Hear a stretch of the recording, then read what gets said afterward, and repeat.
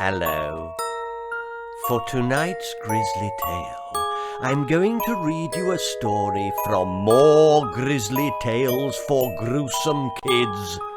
These are cautionary tales that I wrote for lovers of squeam. Tonight's story is called Head in the Clouds.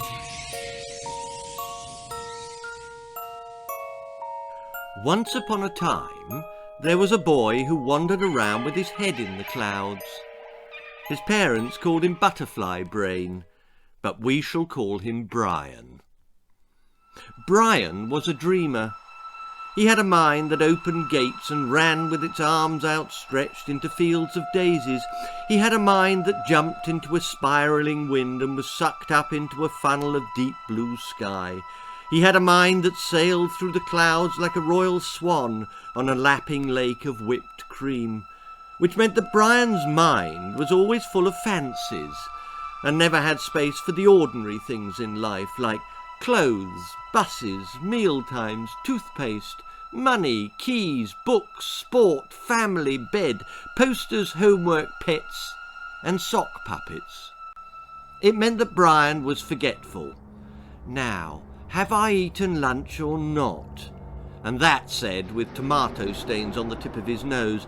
It meant that Brian was prone to accidents, bumping into lampposts, walking off cliffs, dropping like a stone down manholes. It meant that Brian was a loser. He could lose anything. His school books, his parents, his baby sister's pushchair, his baby sister, his bearded dragons, his mother's purse, his father's glasses, 3 lemons, a football team, and once, it would take far too long to explain, the Mont Blanc tunnel. Breakfast was the only time of the day that Brian's parents could be guaranteed to see their son. At supper time, more often than not, he was lost, having jumped off the bus at the wrong stop, or gone to the zoo to watch the penguins eat fish, or popped up to Buckingham Palace to offer sweets to the soldiers in the funny hats. Sometimes his parents would find him talking to the plants at the local garden centre, or sometimes he'd turn up in the park, lying on his back, watching wasps hover and hum like helicopters. It was easier, therefore, to make breakfast a time for the family, a time for Brian's parents to urge their absent-minded son to pull his socks up. "Whose turn was it to feed the dog last night?" barked his mother.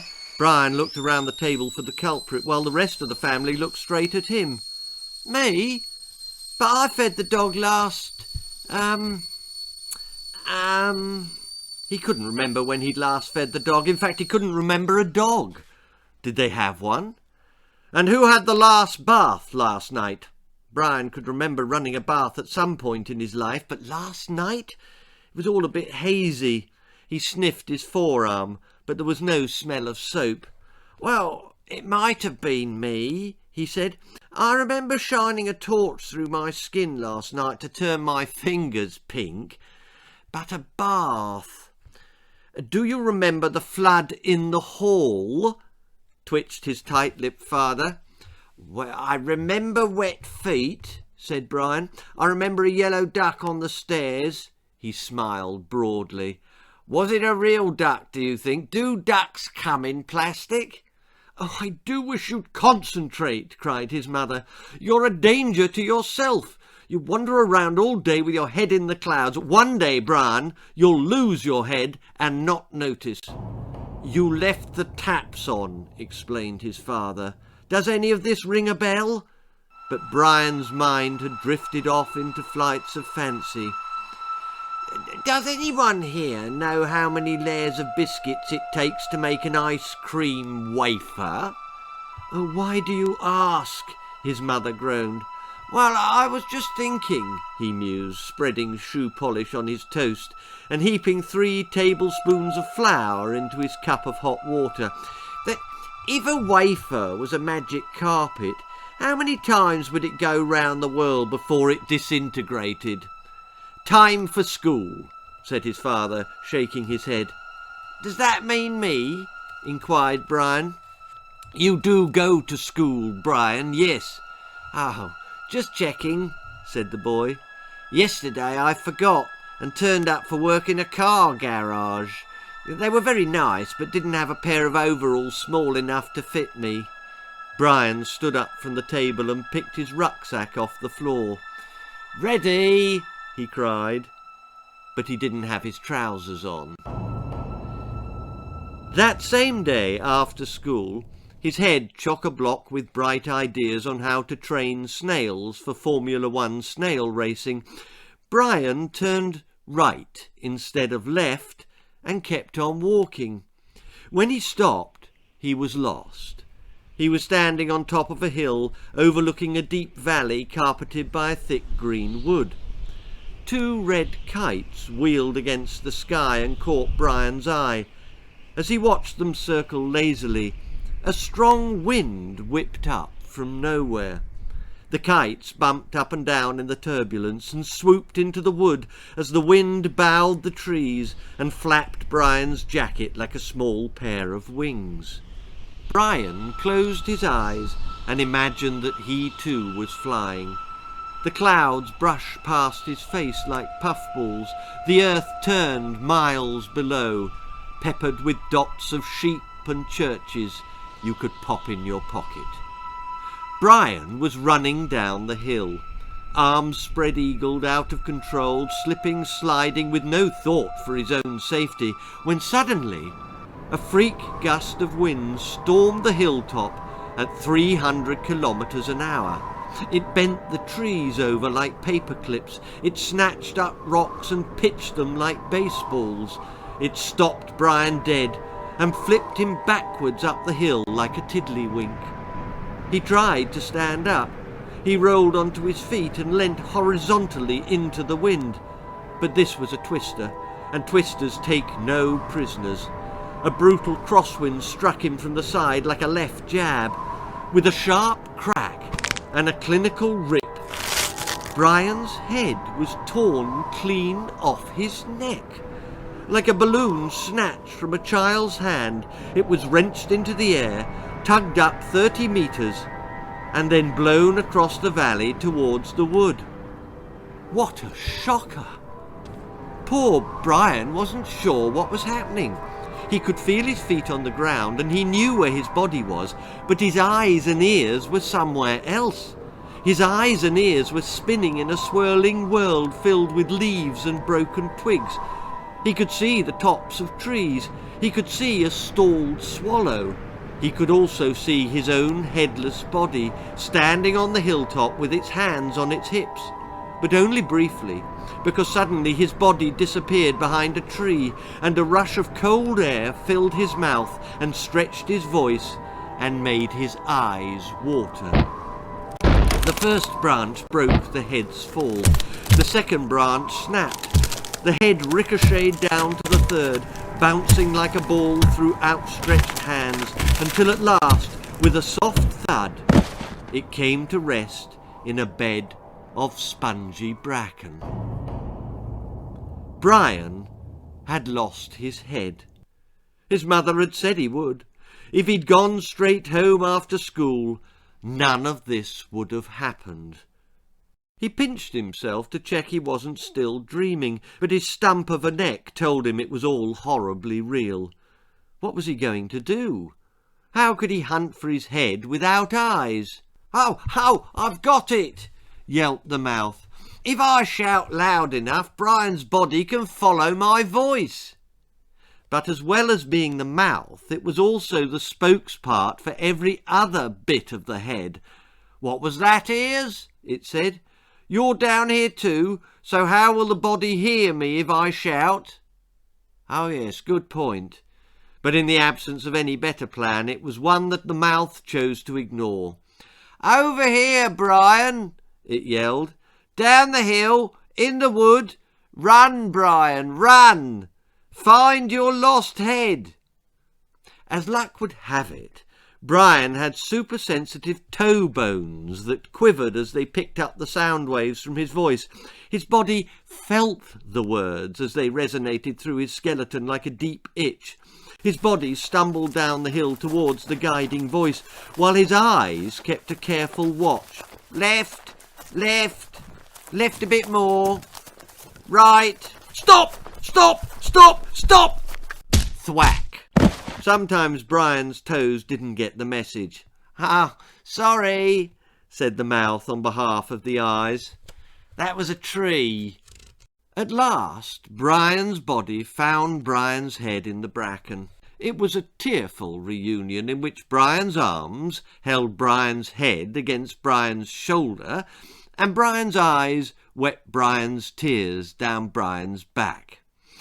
Now, said Brian's mouth to Brian's arms, pop the head back on and we can all go home. But the head wouldn't stick to the neck. It just kept rolling off like a beach ball on a dead seal's nose. Oh, we need help, said the mouth. So, tucking the head under its arm, Brian's body walked back into town, and the eyes spied a place called the Body Shop. It had a small sign in the window. Body repairs undertaken at reasonable prices. Full service for older models. We stock spare parts for all makes of Scandinavian, European, African, Australasian, American, Indian, Chinese and Caribbean bodies. MOT £25.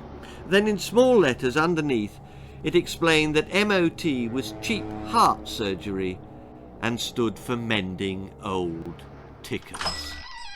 Good heavens, exclaimed the man behind the counter. He was wearing blue overalls and was wiping his bloody hands on a rag. What happened to you? Well, I lost my head, said Brian's mouth, and now it's making my arms ache. The man slipped the head out from under Brian's arm and inspected it by turning it round and round in his hands until the face was almost entirely green. I think I'm going to be sick, it gulped. Oh, sorry, said the man. Just looking. Can you sew it back on? Asked Brian's mouth.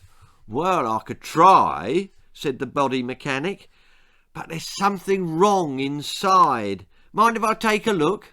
Well, be my guest. The body mechanic placed Brian's head on a table, squatted down and gently inserted a long, cold metal torch into the ear. Brian's body shivered. Ah, that tickles, said the mouth. Well, I never, exclaimed the man suddenly. I've never seen that before. What? Your head's full of clouds. Look. The man gently tapped the back of Brian's head, and 3 baby clouds puffed out of his mouth like smoke from a steam train. Brian's face was flabbergasted. So my parents were wrong, he gasped. All these years I haven't been walking around with my head in the clouds at all. I've been walking around with clouds in my head. Does that mean I don't have a brain? Well, it's difficult to see, said the body mechanic. Are you forgetful? Brian nodded, forgetting that his head was sitting on the table.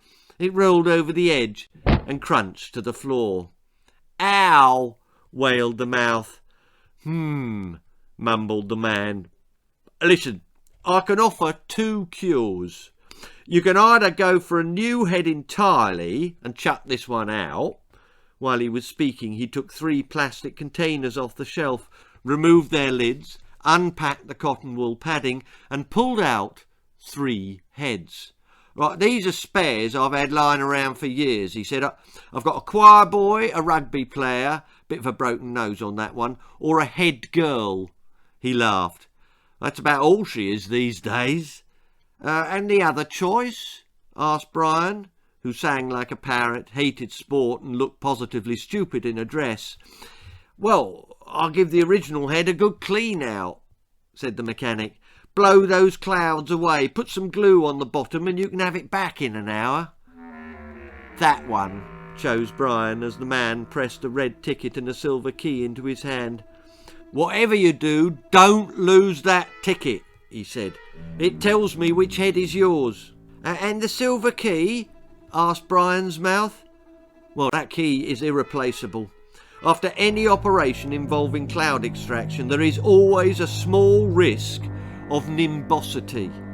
The head must be packed in cotton wool, sealed in a metal container to protect it from cumulus vaporization, and kept in the dark until the eyes open. "Gosh," said the mouth. And what happens if the box is open before I've opened my eyes?" The mechanic looked stern. "Well, to avoid a fatal unlocking," he said meaningfully, "there is only ever one key. Lose it, and your head'll be locked in that box forever. Do you understand?" Then he took a fan from a drawer and positioned it next to one of Brian's ears. "You can wait in the waiting room," he said to Brian's body. "I trust you can find your way out without a head." "Well, of course I can," said Brian's mouth, as Brian's eyes watched Brian's body miss the open door and crack Brian's neck on the wall. Now, just how easy is it to keep hold of a ticket and key for 1 hour? It's not hard if you've got hands and pockets, and Brian's body had both. But you must remember that this was Brian, and Brian could lose anything. Within seconds of entering the waiting room, he drifted off into a dream in which he imagined that he was in a cell, an attic cell in a tower, and that he was Rapunzel, and that down below was a handsome prince on a white charger pleading with Rapunzel to toss down a lock of her hair so that he might climb up. Well, what other lock did Brian have? With reckless abandon, he pulled the key out of his pocket and tossed it out of the window, and as he did so, a red ticket fluttered to the ground and slipped between the floorboards. After the operation, the mechanic called Brian through. He was pleased to announce that he had successfully blown away the clouds and had found a brain underneath. It wasn't a terribly big one, but that came as no surprise to either of them. The man placed a metal box on the counter and asked for Brian's ticket. What ticket?" replied Brian's muffled voice. His head was packed in cotton wool inside the box. "Well, the ticket that tells me that the head inside this box is yours," said the man. Brian's body patted its pockets. I've lost it," he said. Then he added a little desperately, "Well, I mean, surely you recognise me. I'm the boy with no head. I was in here a few minutes ago." "Well, how am I supposed to recognise you without a head?" "Well, that's because you've got it. Open the box. Look at my mouth. That's me talking." "No can do," said the mechanic. "Nobody can open the box until the eyes are open." Brian's shoulders slumped with despair, and from inside the box came the sound of gentle sobbing. "Oh, all right," said the mechanic, who was not a cruel man. "I'll make an exception just this once. Take it home." He pushed the metal box across the counter. "But remember to wait until your eyes are open before you unlock it." When Brian got home, his parents took one look at him and burst out laughing. "A good trick," hooted his mother. "Have you hidden your head inside the collar of your shirt?" "No, I've lost it," said Brian's muffled voice. "Lost it?" gasped his parents. "Well, you always said I would if I didn't concentrate." "But that was a joke," cried his father. "You can't lose your head. Where is it?" "It's in this box," said their headless son. "I had the clouds removed. They found a brain." "Well, I can't think why," screeched his mother. Get it out, Brian, and we'll stick it back on." "But I can't," said Brian. "The mechanic said that I have to wait until—" His voice trailed off because just then his eyes opened. His eyelashes rose on a cotton wool world. Brian flinched. Up close, the cotton wool looked like clouds. White, fluffy, fleecy clouds. "What's the matter?" asked his father. "Why don't you open the box?" his mother shrieked. "I can't," replied Brian's teeny tiny voice. "I've lost the key as well." Which meant that silly old Head in the Clouds had his head in the clouds forever.